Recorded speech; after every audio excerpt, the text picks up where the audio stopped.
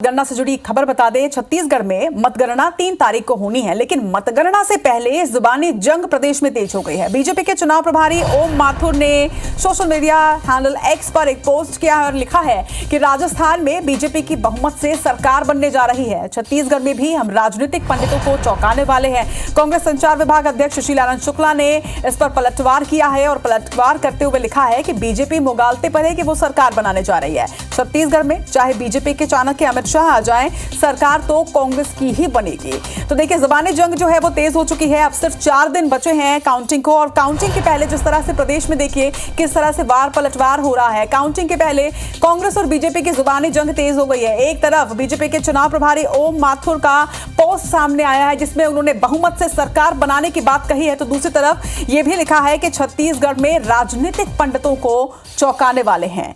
एक तरफ ओम माथुर का ये ट्वीट, दूसरी तरफ कांग्रेस संचार विभाग अध्यक्ष सुशील आनंद शुक्ला का पलटवार की बीजेपी का मुगालता है। बीजेपी मुगालते में है कि वो सरकार बनाने जा रही है। चाहे बीजेपी के चाणक्य अमित शाह ही क्यों ना आ जाएं, सरकार तो कांग्रेस की ही बनेगी। आपको बता दें कि जिस तरह से छत्तीसगढ़ में चुनाव जब हुए हैं, तो चुनाव के वक्त में लगातार दिग्गजों ने बीजेपी का मोर्चा संभाला हुआ था। अमित शाह का भी कई दौरा हुआ है और अब इसे लेकर यहां पर पलटवार करते हुए कांग्रेस की ही बनेगी। चाहे बीजेपी के चाणक्य कहे जाने वाले अमित शाह ही छत्तीसगढ़ क्यों नहीं आ जाएं। तो लगातार ज़बानी जंग देखी जा रही है। दोनों ही पार्टियां अपने अपने दावे कर रही है। एक तरफ बीजेपी ने राजनीतिक पंडितों को चौंकाने वाली बात कही है कि वो राजनीतिक पंडितों को चौंकाने वाले हैं, बहुमत से सरकार बनाने जा रहे हैं, तो दूसरी तरफ कांग्रेस ने इसे मुगालता बताया है। तो दोनों ही पार्टियों के अपने अपने दावे, हालांकि इन दावों की तस्वीर जो है वो 3 तारीख को साफ होने वाली है। सिर्फ 4 दिन अब बचे हैं काउंटिंग को, और काउंटिंग की तैयारियां पूरी कर ली गई हैं। काउंटिंग के दिन ही ये साफ हो जाएगा कि किसकी सरकार बन रही है और किसके दावों में दम है, किसके वादों में दम है। बीजेपी मुगालते पर है कि वो सरकार बनाने जा रही है, ये कहना कांग्रेस का। दूसरी तरफ बीजेपी का कहना है कि हम राजनीतिक पंडितों को भी इस बार चौंका देंगे। आपको बता दें कि अलग अलग जगह से विश्लेषण सामने आ रहे हैं, कौन सी पार्टी सरकार बनाने जा रही है, कई बातें सामने आ रही हैं। और इस बीच छत्तीसगढ़ में मतगणना से पहले ज़बानी जंग देखिए किस तरह से तेज होती जा रही है। सियासी पारा यहां पर हाई होता जा रहा है। अब सिर्फ 4 दिन शेष हैं और इन 4 दिनों के अंदर वार पलटवार का ये सिलसिला माना जा रहा है कि और भी तेज होता जाएगा। चुनाव प्रभारी ओम माथुर ने सोशल मीडिया हैंडल एक्स पर ट्वीट करते हुए लिखा है कि बहुमत से सरकार बनने जा रही है। राजस्थान में बीजेपी सरकार बनाने जा रही है और छत्तीसगढ़ में भी हम राजनीतिक पंडितों को चौंकाने वाले हैं। तो दूसरी तरफ कांग्रेस के सुशील आनंद शुक्ला ने पलटवार करते हुए लिखा कि ये मुगालता है बीजेपी का कि वो सरकार बनाने जा रही है। चाहे कोई भी आ जाए, चाहे बीजेपी के चाणक्य कहे जाने वाले अमित शाह क्यों ना आ जाए, लेकिन सरकार तो कांग्रेस की ही बनेगी। तो बेहद आश्वस्त वो यहां पर नजर आ रहे हैं, लेकिन निश्चित तौर पर ये जुबानी जंग काफी तेज हो चुकी है।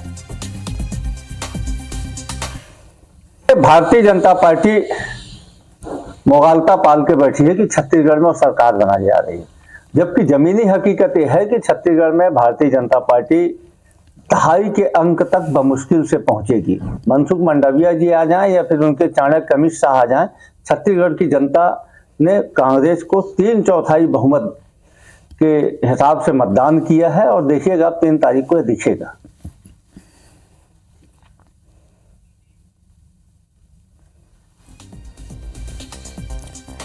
तो आपने ये भी सुना कि सुशील आनंद शुक्ला ने क्या बयान दिया। उनका कहना है कि चाहे मनसुख मांडविया आ जाए, चाहे अमित शाह आ जाए, सरकार तो कांग्रेस की ही बनेगी। तो दूसरी तरफ बीजेपी भी साफ तौर पर आश्वस्त है और साफ तौर पर कहा है कि यहाँ बहुमत से सरकार बीजेपी की बनने जा रही है। तो दोनों ही पार्टियां अपने अपने दावे कर रही हैं और अब दोनों ही पार्टियों के मुखर नेता हमारे साथ जुड़ रहे हैं।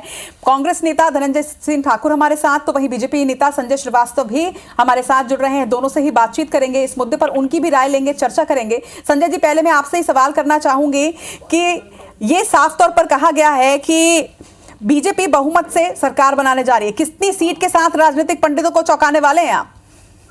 देखिए, ये हमारा विश्वास है कि इस चुनाव के अंदर में जिस तरीके से आम जनता का आशीर्वाद हमको प्राप्त हुआ है और कांग्रेस से जिस तरीके से नाराजगी है, लॉ एंड ऑर्डर से लेके कांग्रेस में का जो शासन रहा है और जो वादा खिलाफी रही है, उसके आधार पर हम पूरे दावे के साथ में कह सकते हैं कि हम 50 से 55 सीटों के साथ में सरकार बनाएंगे। जहां तक कांग्रेस के नेताओं का सवाल है कि अमित शाह जी आ जाए या मनसुख मांडविया जी आ जाए, अरे वो तो आ चुके हैं। और जब जब अमित शाह का प्रवेश होता है यहाँ पे छत्तीसगढ़ में, पूरे कांग्रेस में हड़कंप मचती है कि एकाध भांडाफोड़ फिर से कुछ भ्रष्टाचार का होगा। और आपने देखा कि जब जब वो आए और हमेशा कहीं न कहीं इस तरह से ईडी है या फिर अन्य जो चीजें हैं, जिस तरीके से सब चीजें सामने आई हैं, तो मुझे लगता है कि प्रदेश की जनता भी चाहती है कि कुशासन से मुक्त हो, भ्रष्टाचार मुक्त छत्तीसगढ़ का निर्माण हो। और जिस तरीके से पिछले 1-1.5 महीने के अंदर में आम जनता का जो विश्वास बीजेपी के प्रति बना और तमाम जो योजनाओं के लेकर जो हमारे घोषणा पत्र रहे, निश्चित रूप से बीजेपी के प्रति एक वायुमंडल बना है। और मैं दावे के साथ में कह सकता हूँ कि 50 से 55 सीटें, ये कांग्रेस को बोलना नहीं चाहिए कि लगातार 3 चुनावों में दावे प्रतिदावे करते रहे, लेकिन 15 साल लग गया इनको सरकार में आने में। और सरकार में ये कैसे आए ये भी इनको मालूम है कि तमाम प्रकार के लुभावने वादे उन्होंने किया महिलाओं के साथ में, युवाओं के साथ में, जिन वादों को उन्होंने पूरा नहीं किया है। एक बार फिर से 15 वर्ष के संन्यास की तैयारी कांग्रेस की है। ठीक है, धनंजय जी से मैं जवाब ले लेती हूँ। धनंजय जी, आप कह रहे हैं कि ये मुगालता है, ये तो दावे कर रहे हैं कि बिल्कुल बहुमत के साथ सरकार बनने जा रही है बीजेपी के। देखिए, छत्तीसगढ़ में भूपेश है तो भरोसा, और कांग्रेस के घोषणा पत्र के प्रति जनता का विश्वास बढ़ा और दिखा भी है। और मतदान में जो रुझान प्राप्त हुए हैं वो स्पष्ट हो गया कि छत्तीसगढ़ फिर कांग्रेस सरकार बनने जा रही है। और प्रदेश की जनता ने और भारतीय जनता पार्टी के नेता और कार्यकर्ताओं ने तो मोदी की गारंटी को तो कचरे का ढेर में फेंक दिए, कई जगह सड़कों में बिखरे पड़े हैं, कई जगह नालियों में दिख रहे हैं। और जो भाजपा जो कथाकथित जो चाणक्य जो कहलाते हैं, जो कूटनीतिकार है, उनका ना तो कूटनीति चला, ना ओम माथुर जी का यहाँ पे कोई प्लानिंग चला है। स्थिति यह है कि मतदान के बाद जो 17 नंबर के मतदान है, उसके बाद जो ओम माथुर जी झोला लेके यहाँ से जो निकले हैं ना, वापस आकर जो विधानसभा जो समीक्षा है मतदान को भी नहीं कर पा रहे हैं। और निश्चित तौर पर चाहे पंडितों का जो गणना हो, चाहे बहुत सारे जो सर्वे रिपोर्ट है सारे, और जनता का रुझान बता रही है कि कांग्रेस एक बहुत मजबूत स्थिति में लगभग 75 सीट जीतकर सरकार बनाने जा रही है। भारतीय जनता पार्टी का यहाँ पे कोई नामो निशान नहीं है। राजस्थान, मध्य प्रदेश, तेलंगाना, छत्तीसगढ़ और मिजोरम सभी जगह कांग्रेस से सरकारें रहेगी। मिजोरम हमारे गठबंधन की सरकार बनेगी। भारतीय जनता पार्टी की उल्टी गिनती शुरू हो चुकी है। और संजय जी, यहाँ धनंजय जी कह रहे हैं 75+ सीट तो उनके आने वाली है, 15 ही छोड़ी आपने, और आप कह रहे हैं बहुमत से सरकार बनने जा रही है। देखिए, हिंदुस्तान में कहावत है, जब आदमी का आत्मविश्वास खत्म हो जाता है तो बहुत बड़ी बड़ी बातें करता है। और लगभग वही स्थिति कांग्रेस की बन गई है कि अब कुछ नहीं है तो कुछ भी कहें, वही स्थिति भूपेश बघेल की और वही कांग्रेस की हो गई है। तो मुझे लगता है कि लगभग इस स्थिति पर आज यहाँ पर कांग्रेस आकर खड़ी है। अभी ये कह रहे थे कि भूपेश है तो भरोसा है, भरोसा 3 महीने पहले उड़ गया और डिप्टी सीएम बड़ा मजबूरी से TS बाबा को बनाना पड़ा। और अब तो चर्चाएं ये है कि भूपेश जी का क्या स्थिति है, ये सब तो खुलासा हो चुका है। लेकिन जिस भरोसे की बात कर रहे थे, तो भरोसे का सम्मेलन करके गली गली इनको घूमना पड़ रहा था कि भैया भरोसा कर लो हम पर। एक समय यही केवल नारा लगता था, लेकिन उस भरोसे की धज्जियां उड़ गई है।